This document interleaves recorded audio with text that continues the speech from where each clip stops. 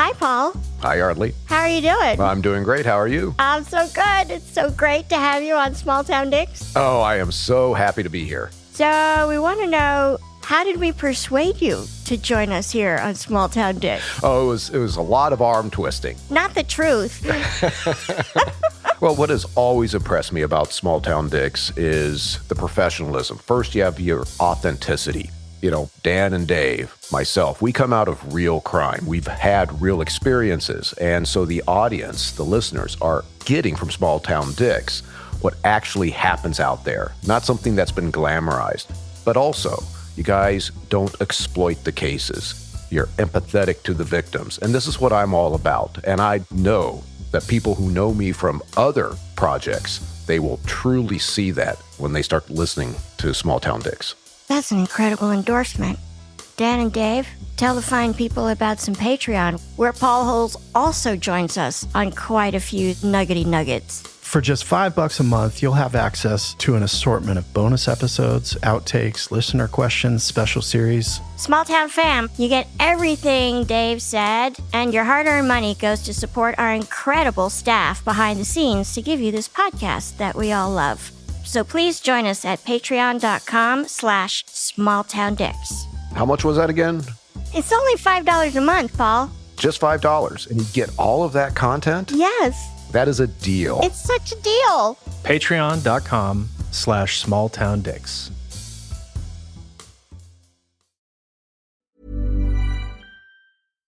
To understand the impact of a serious crime, you need to sit across from a victim and their loved ones and listen. I'm Nancy Hixt, a senior crime reporter for Global News. For nearly 30 years, I've knocked on offenders' doors, asked the tough questions, and given a voice to the voiceless. On Season 5 of Crime Beat, I'll give you exclusive access to the cases I've worked on. Search for and follow Crime Beat on Apple Podcasts, Spotify, and wherever you get your favorite podcasts.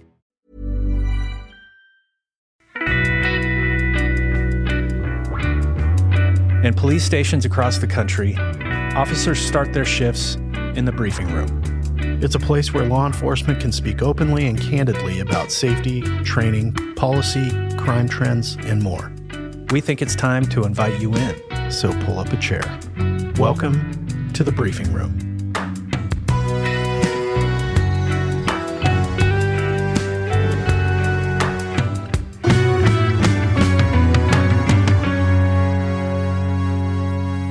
Today on the briefing room is part 2 of our discussion on classroom safety and training for active shooter situations. Once again, we're joined by 2 teachers, both in public schools in Texas.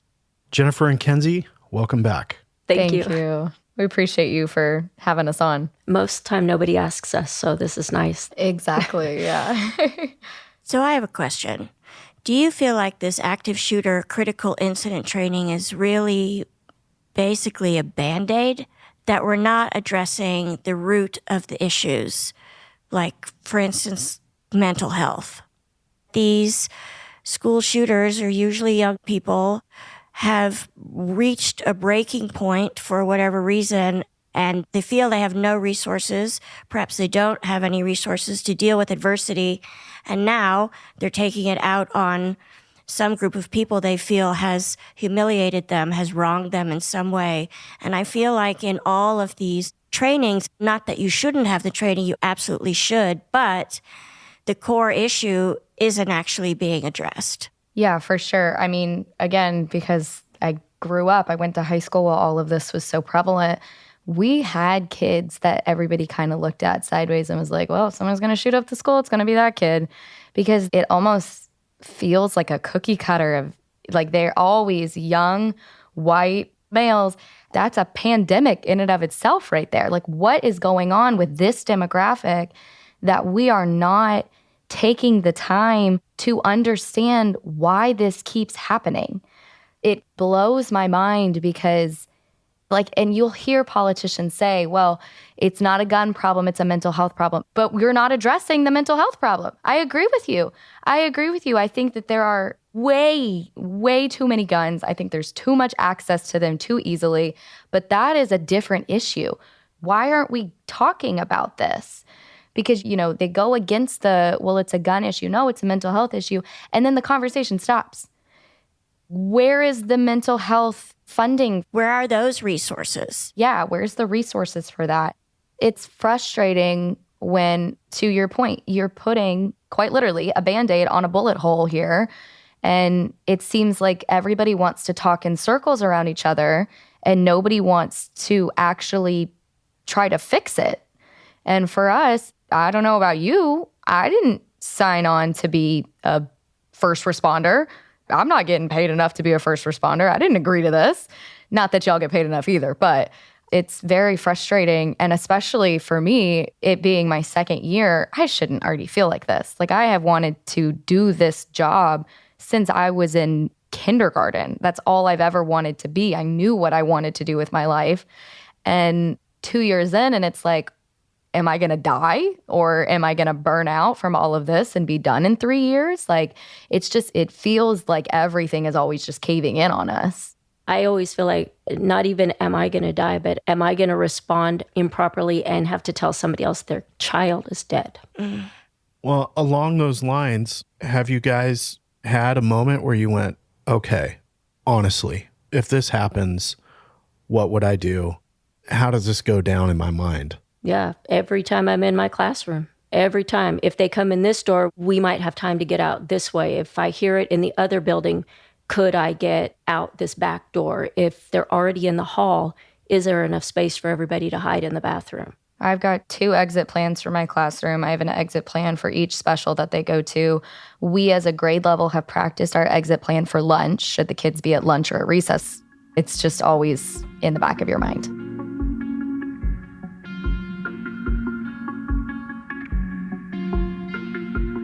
Do you guys want to have an SRO at every school? I have mixed feelings about that. I don't hate the idea, but I've heard just, people making points about, well, they're humans and they're going to see certain things and not see certain things. And it can give some of the kids that get in trouble all the time maybe a negative interaction with the police. But I think probably the good would outweigh, especially if it was a police officer that was, dedicated to and trained to dealing with elementary age school children, that it could be really beneficial. You got to have the right person. The SRO that we have, we share him with the closest middle school to us, and he's fantastic. He will come and he'll sit at the cafeteria tables with the kids while they eat lunch and just talk to them.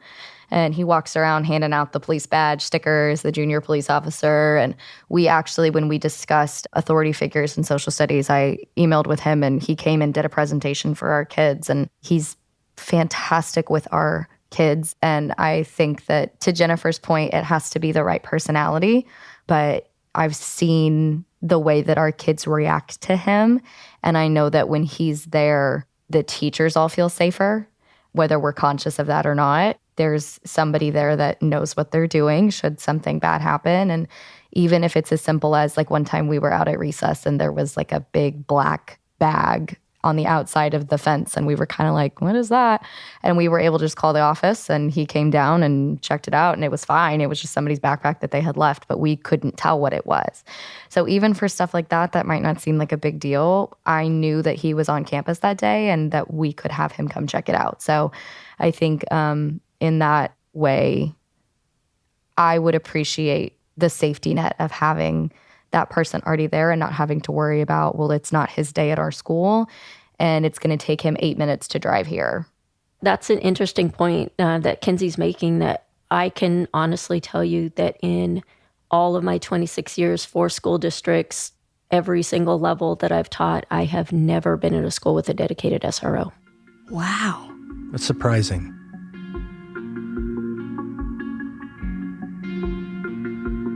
On Small Town Dicks, we recently had a former school resource officer, Detective Aaron, on the podcast. That's right. He was a guest in season 11, and he did an episode called Split Second. When we recorded that episode, we actually asked him about his time as an SRO, but that audio didn't fit into the story he was telling. Let's play that piece now. I think it's interesting to hear some similarities in our teachers' experience. I always say that all SROs could be cops, but not all cops can be SROs. You don't want your SRO to be somebody that's there as a punishment, because you want someone that can build relationships. That's so important. That's such an important part of the job, because once I build those relationships with my principals, superintendents, your assistant superintendents, they'll come to you if you have those relationships. That's why it's so important to be approachable. We get a lot of questions like, what do I do if I'm in an active shooter, active killer situation? What should I do?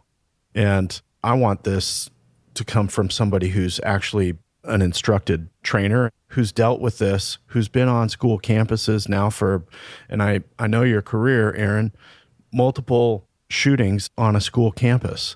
You bring much more credibility to the discussion than I do on this thing. Well, the one thing that I would tell my own children and other children is to evacuate themselves from the situation. If you're not there, you can't be hurt. So many times we get people that will stay when they could have left, will stay in a classroom when they could have left, and then they're just basically sitting ducks. And that's one of the biggest things, is to leave if you can. If you can, absolutely leave the situation. What if you don't have a way to evacuate? What's the advice for people who are stuck in that room? Well, I know you barricade, right? Right, absolutely. We teach, if you can't get out, then you better damn well make sure that no one else can get in. And we go through a lot of scenarios. We've talked to teachers about prepping their classrooms. What could you do to secure this room? We've talked about placing a piece of furniture somewhere that could be useful, but then when the time's right, you can move it and completely block a door and make it secure so no one's getting in that room. I see. So like an extra piece of furniture, something heavy that you could then move to serve as a barricade. Absolutely. We've talked about putting locks on doors from the inside, a way that you can secure it so no one is getting in that room. We also stress these doors are not stopping rifle rounds. They're not stopping pistol rounds. They're going to go right through there. So you still need to secure that door. And you don't want to be right in front of the door. You want to be off to the side somewhere to still seek additional protection. And then let's say either they get in the classroom and it's a surprise. Who gets in the classroom? The killer. Okay. Let's say they get in the classroom or the room that you're in, and either they defeated your lockdown measures or they surprised you and you weren't able to conduct those lockdown measures. That's when you fight back. Seconds matter when it comes to active killers. Seconds matter. I would agree with that. Law enforcement, in my experience, has been very clear for well over a decade. One officer is sufficient to go address an active shooter. Every minute that you allow this suspect to have free reign of a property or a premise is more victims. I've been in law enforcement long enough to remember we initially were like, okay, we're going to have 4 people. We're going to go in as a pod of 4 is what we called it. Well, then we realized that's not happening quick enough. Now it's like, no, if it's just you, then you're going by yourself. If you can wait a second or two, absolutely, because you're going to be more proficient with, 2 officers. But if you don't have that option, then you're going in as a solo officer and you're going to have to stop that threat. Or at least part of the problem is not even stopping the threat, engaging the threat. Because once you engage the threat, they're not accustomed to that level of violence. So they'll have a predetermined exit strategy, which often includes suicide. So if you're engaging the threat and they're like, okay, it's here, now they're switching their attention to you and not to the students. We're here to protect the students and the citizenry. And so that's why it's so important to follow our training and to do exactly what you're talking about, to get in there and engage the threat so we can keep civilian casualties at a minimum. We have body armor, we have tourniquets, we have radios, we have guns, we have all kinds of things to address that situation. So with our department and doing active shooter training, one police officer can grab suspect's attention and pull it away from kids who are armed with backpacks and books. So go get that suspect's attention on someone with body armor and a rifle. Get there now. Absolutely. On the school administrative side, when a district sets up training on this topic, wherever they are, they should contact law enforcement and bring them in from the beginning. Talk to the people that deal with this every day. Right. It's funny because people would come up with all these ideas, but no one would include the SRO in this. And that's why it's so important for an SRO to build those relationships. Because if you're not building those relationships, no one's going to come and talk to you. And when you're talking about security at a high school, we should be the expert on that. I want them to come and talk to me.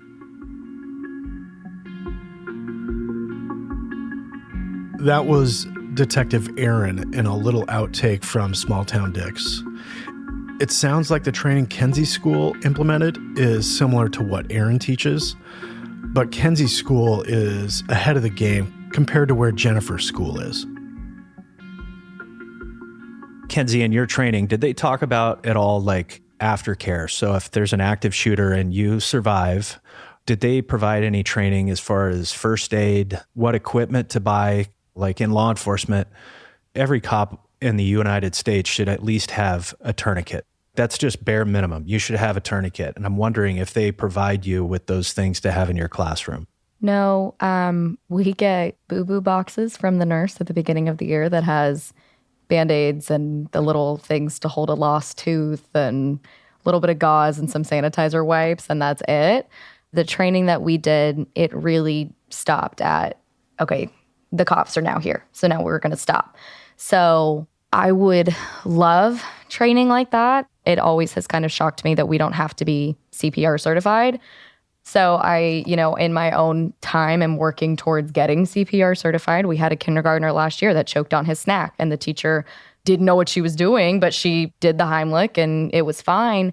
But that kind of rattled me a little bit because it was right across the hall from me. And I was like, okay, I don't know that I would know what to do in that situation. So a lot of that, I think, falls on our shoulders to do it ourselves. But I wish that we did have training. I know how to use an EpiPen, but that's about as far as my medical training goes from the school. So do you think that there's a disconnect between these administrators now and what you guys need on the front lines? Like just some basic things that, maybe administrators and, to some degree now it's politicians are running school boards and they don't want to allocate funds to things that what you and Kenzie, Jennifer, like you're the boots on the ground and they're not listening to you what you guys really need. Absolutely. I mean, I see how these policies are driven, like any other policies in an organization, by people at the top who never reached out and said, hey, Jennifer, Kenzie, you grab your other teacher friends and meet us in the cafeteria. We're going to have a 30-minute brainstorming session on what needs to happen around here. I would bet that parents in your districts are like, this training needs to be at the top of the list. Why do our teachers not have the resources and the money to make their classrooms secure and safe for our students? I'm surprised. And I know how the government works. I mean, it really comes down to the school board. We had a very heated election in my district this past fall. There were 3 open spots on the school board. 3 were up for re-election and then 3 ran opposed. And one of them had never had a child go through our school system. They had only ever done private school. The other one spent their entire campaign going on the whole inappropriate books in our library and just about as politically charged as you can get. And unfortunately, both of them won because they preyed on fear of the parents. And the one with the library books was actually actively involved in a lawsuit against our district.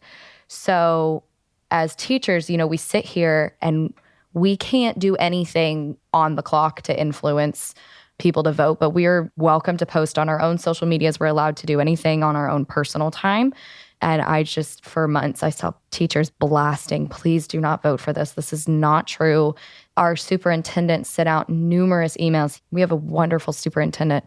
He sent out emails about these people in the most, neutral way possible that he could. Just please educate yourself before you vote, so on and so forth. And so to see those kinds of people get elected to the board of people that make all of our decisions, that then in a way, it feels like we have no say because we can go to the forums and we can sit up there and we can say what we want to say. But at the end of the day, they're the ones voting. And it's incredibly frustrating for me. I kind of, being in Texas, I expect what I expect from our state politicians. But when it's happening in your backyard and when it's happening to you and then in turn influences every decision you make and everything that happens to you, it leaves you feeling very hopeless. I left that situation feeling very upset because I love my district and I love my superintendent, and I feel very fortunate to have the training that I have and all of that stuff. And I just am fearful of what's going to happen when they start voting on new stuff. And is this really how the parents in our community feel? Because it's absurd to an extent.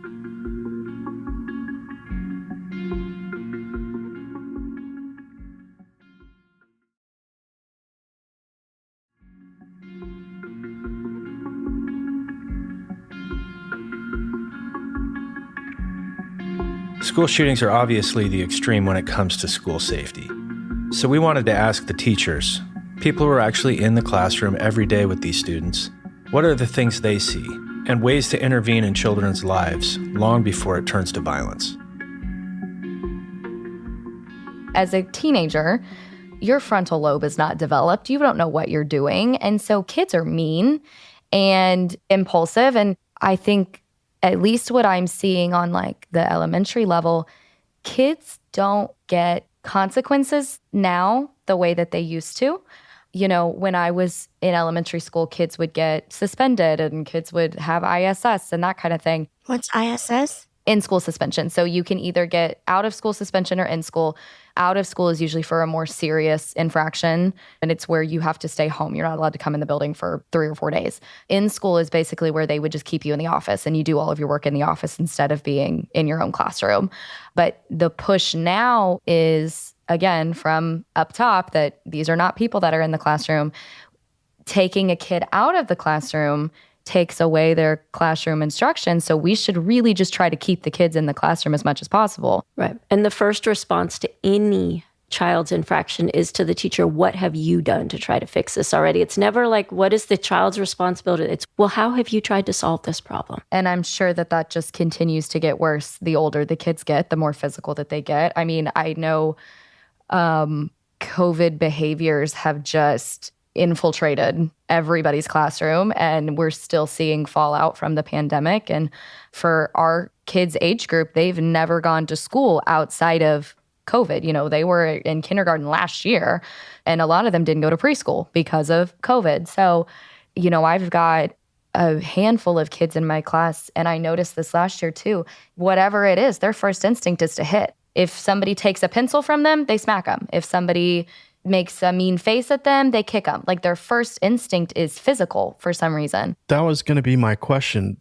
Have you noticed a marked difference between behavior issues and socialization of children 2-3 years ago versus 2022? Yeah, I see it mainly with the social emotional development. They simply don't know how to work in a group or with other people, or they're very young emotionally. They're lacking quite a bit of social skills. The formative years where you learn these skills, I suppose you can recover that, but you're not going to thrive like a child who had what we call a normal school upbringing, that a lot of their development seems to have been stunted, and it comes down on the behavior side. Absolutely. And you guys are seeing that anecdotally in your classrooms. Yeah, I know at my school, I hear the 3rd and 4th grade teachers say that their kids read on a 1st grade level. And it's not just academics. They're reading on a 1st grade level and they're acting like they're in 1st grade. So, I have friends that teach high school that say, what is going on with these kids? They have no respect. They have no sense of respecting authority. They just simply refuse to do their work. There's no reason for it. It's not even that they're disruptive. They just, I don't want to do it, so I'm not going to do it. And so with all of our existing hats, now we're adding one more on top of it. I say every day, I'm like, I feel like I'm running out of time to teach because I'm just putting out fires the whole time. I used to go on ride-alongs with Dan, and I recall going to some of these family disputes where the child runs the household, And I'm sure as teachers, you guys see this where a child thinks they run the classroom and then you meet the parents and you go, I see how life is at home, probably. Absolutely. That this child hasn't learned anything about discipline or respect or manners. And that's, as we've always said in law enforcement, we can predict behavior issues in children based on the caliber of humans that are bringing these kids into the world and parenting them, actually parenting them. Right. Or not. Lack thereof. Yeah. Yeah. And I remember being on a call with Dan, and he turned to a parent and said, you want me in 5 minutes to solve what's taken you 15 years to screw up. You have not taught your child to be a valuable human who contributes to your family and to their community. Your child is disruptive, gets kicked out of school, and you want me to come here and fix your problem in a few minutes. I imagine you guys are running into that to a much larger degree now. Absolutely. Mm-hmm. Last year was my first year, and so I tried to do my best to just get through it. But this year, I really enjoy my class. They get along a lot better. Last year, nobody got along with anybody. But I do have 3 or 4 this year that just, you come home and you want to pull your hair out. So do we have to worry about 4 to 7 years from now what adversity in this child's life looks like when they've been able to find dad's gun that's hidden in the closet and they have a bad day and they go, you know what, tomorrow is my time to get some revenge? We haven't taught kids how to deal with adversity or failure. When I was teaching many, many years ago in a different district, there was a particular young man that was well known through pre-K, kindergarten, first grade for doing very terrible things, social, emotional type things, just extravagant behaviors. And every single person that had anything to deal with him said, that one's going to prison someday. We knew, it wasn't even like a guess. And I'm still in the same area. And before his 18th birthday, he was arrested for capital murder. Oh my God. Nobody was surprised. For me, I worry that when I have these students who, hurt another, not just, oh, he bopped him on the head. Like, I have a student who genuinely hurt another kid and drew blood because he was angry at him. Like, you can't say, oh, he's 6, he didn't know. He was angry and he got physical.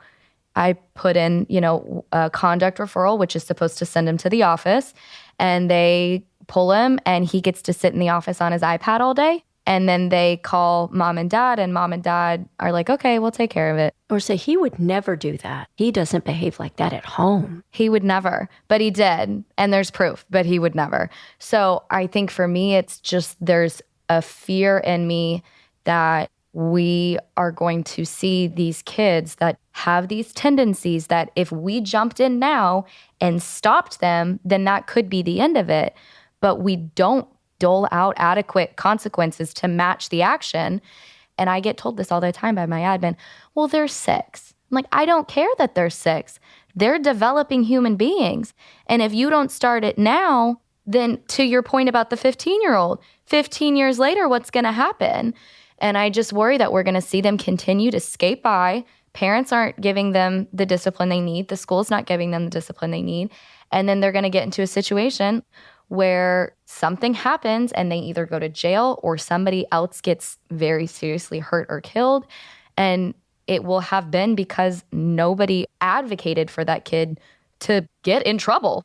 And I'm guessing teachers, just like police officers, have been saying, we don't have a crime problem, we have a parenting problem. Absolutely. We have adults now who never were parented as kids, and this is what it looks like when they turn 18 or when they turn 15 and now they're capable of pushing dad around the house and mom has no say in the house anymore and they just start running their own life and they end up in jail.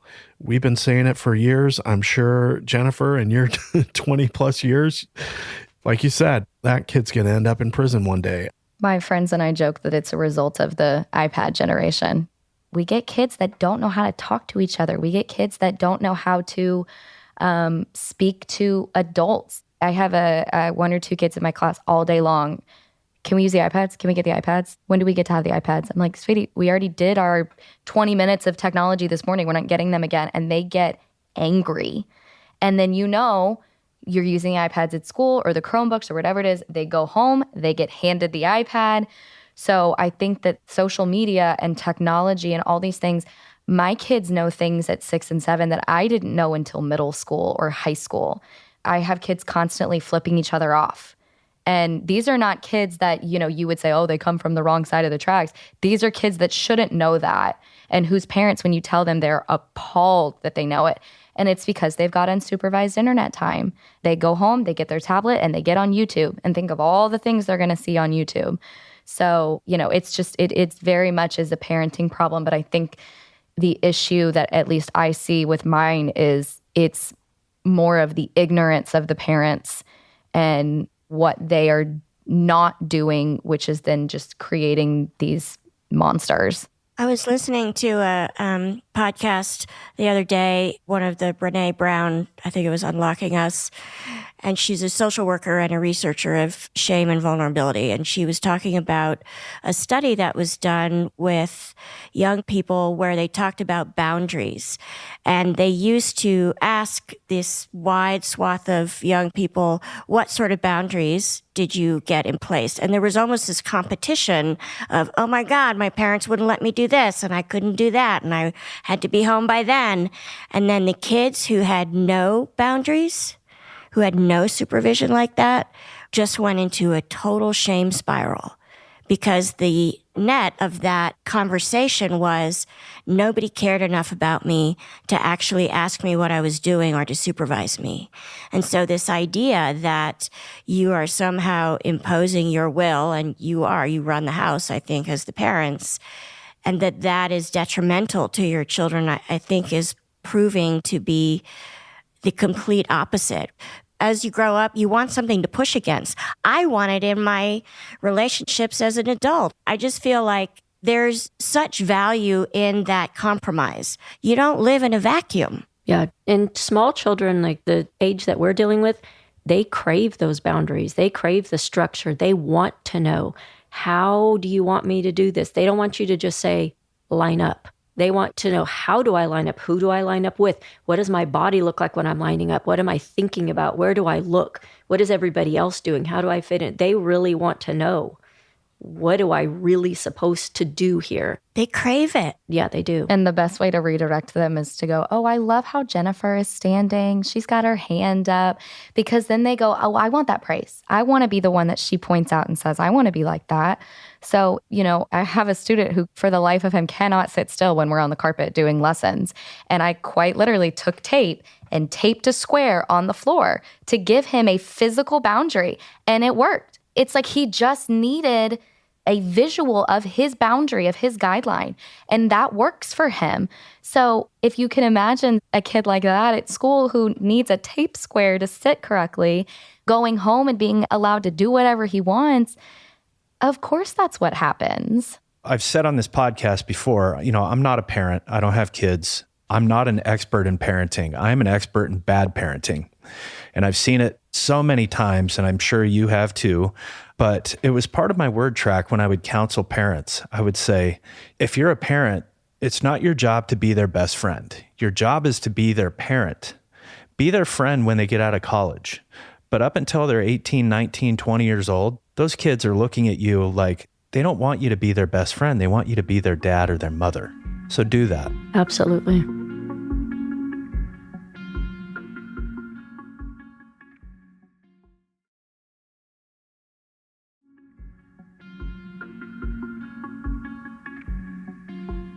I want to know from both of you why you wanted to become a teacher. Jennifer, you first. For me, my mom was a teacher, and I kind of had a degree that didn't really lend itself to anything else. I got a degree in Spanish literature, and I love teaching language. So I've always been a dual language teacher or a Spanish teacher at the high school level. I like teaching English to Spanish speakers, and I like teaching Spanish to English speakers. So I've always gotten a lot of enjoyment out of that. Fabulous. Kenzie? My first grade teacher was the best teacher I've ever had. And ever since then, I had always wanted to be a teacher. My high school offered it's called Ready, Set, Teach. It's a program where you get to go into an elementary school in your district and work it was a double block class, so 2 class periods. And after doing that, it was kind of like, yeah, okay, I'm decent at this. This is what I want to do. So I was able to kind of test that out before I went to college, and it just kind of solidified that for me. And I love working with children, and I love the primary grades. And it's just, you'll hear every teacher talk about this, but those light bulb moments, like seeing the kid get it for the first time, and especially with our age group, they are so young and they're learning so much. And as frustrating as it can be sometimes to wear all of the hats that we wear, it's a very unique experience. And I feel like it teaches me a lot about myself, and it teaches me a lot about the world around me, because kids see things so differently than we do. So regardless of everything going on around us, the kids are why we do it. And as teachers, thank you for actually listening to us. Normally, not really anybody's interested in hearing us. We don't feel like we have much of a voice. So it's very nice to actually be asked. Oh, we're honored that you joined us. We really are. We are. Jennifer, Kenzie, really appreciate your time. Thank you. You are very welcome. We appreciated the opportunity. Thank you for doing what you do. It's so important, and we need more like you. We sure do. Thank you.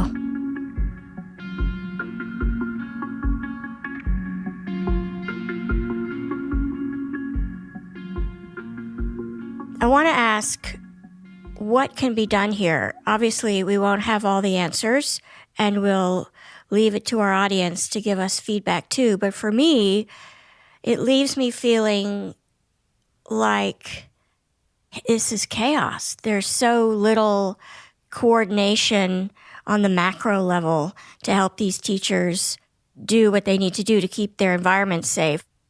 There are things that we can do right away that makes our schools safer. And it's little things like security type things, door stops, putting a cover over the windows. Those are immediate things. Bigger for me is let's really start hitting the training piece and really wrapping teachers and administrators in schools in with law enforcement and medical personnel. It's really what that active shooter situation is going to look like. So let's train for it. And while I think it's productive for teachers to be creative about how to keep their classes safe, I mean, I don't think it should be up to the teachers. Teachers shouldn't have to pay for this stuff. It should be provided to them. These episodes are about training. We can talk about training and funding and the construction of these schools, but the solutions to all these issues and these problems that we're identifying, it should not fall on the teachers and the students. That's the bottom line. Yeah. I think you want to touch on things like the value of human life. And are we teaching our kids that we should be valuing human life? And each other, respect and curiosity and kindness. For our listeners, we have a question for you. These 2 episodes were primarily focused on training that's available to both law enforcement, first responders, teachers, and students. But the conversation is much bigger. Do you want to hear more about this topic? If our listeners have questions or comments or want us to cover a certain aspect of this topic or any others, please send us your suggestions. We get briefing room and Patreon material from our listeners all the time. Thanks to our guests, Kenzie, Jennifer, and Aaron. In next week's briefing, our episode will be covering the case law, Terry versus Ohio. It's a great episode. I think it goes a long way towards letting listeners understand why cops are able to do what they do in certain situations. And if you're thinking just as a layperson like me, like you don't want a lesson on case law, this episode about Terry versus Ohio is nothing like that, and it really goes to the heart of why Dan and Dave wanted to start the briefing room in the first place. So don't miss it. The Briefing Room is produced by Gary Scott and me, Yeardley Smith, and co-produced by detectives Dan and Dave. This episode was edited by Soren Bajan, Logan Heftel, Christina Bracamontes, Gary Scott, and me. Our associate producers are Aaron Gaynor and the real Nick Smitty. Our social media is run by the one and only Monica Scott. Our researcher is Delaney Britt Brewer. Our music is composed by Logan Heftel. And our books are cooked and cats wrangled by Ben Cornwell. If you like what you hear and want to stay up to date with the podcast, please visit us on our website at smalltowndicks.com/thebriefingroom. Thank you to Speech Docs for providing transcripts, and thank you to you, the best fans in the pod universe, for listening. Honestly, nobody's better than you.